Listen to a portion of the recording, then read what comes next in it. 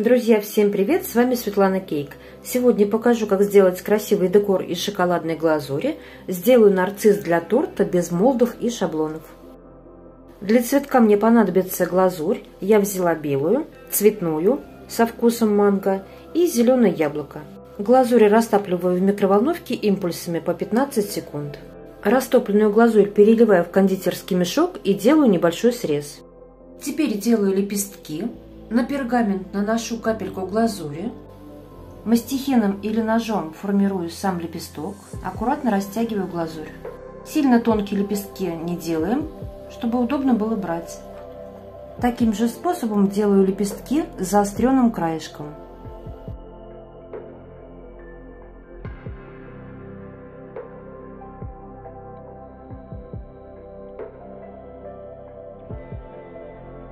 Пока лепестки застывают, сделаю серединку цветка. Для середины цветка я сделала вот такой конус из пергамента. Полоску пергамента сворачиваю конусом. Затем приминаю нижнюю часть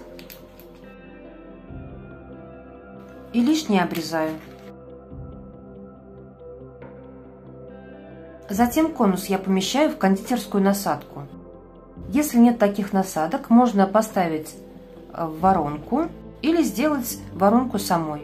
Отрезаем верхнюю часть пластиковой бутылки, тем самым у нас получится хорошая воронка. Растопленную глазурь наливаю в конус и аккуратно шпажкой распределяю по краям.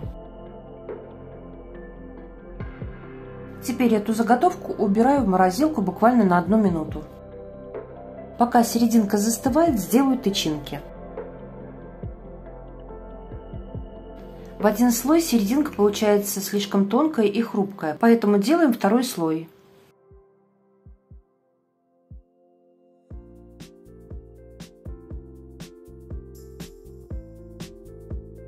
Из зеленой глазури сделаю несколько листиков. Для сборки цветка я растопила белую глазурь. Можно воспользоваться силиконовой формой полусферы.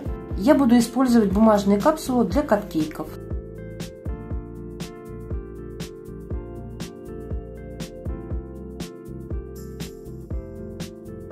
Каждый ряд цветка состоит из 3 лепесточков.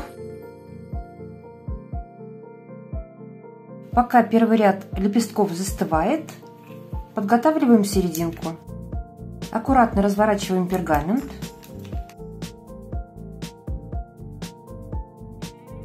Затем горячим ножом или мастихином делаем низ более плоский.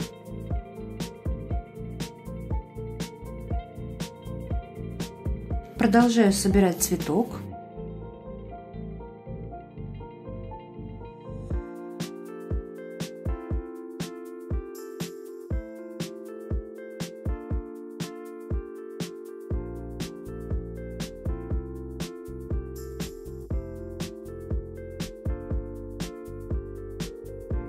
Приклеиваю серединку. Теперь доработаю серединку, добавлю каемочку и тычинки.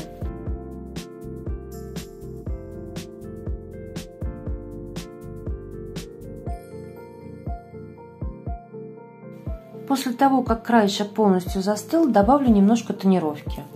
Я воспользуюсь сухим жирорастворимым красителем.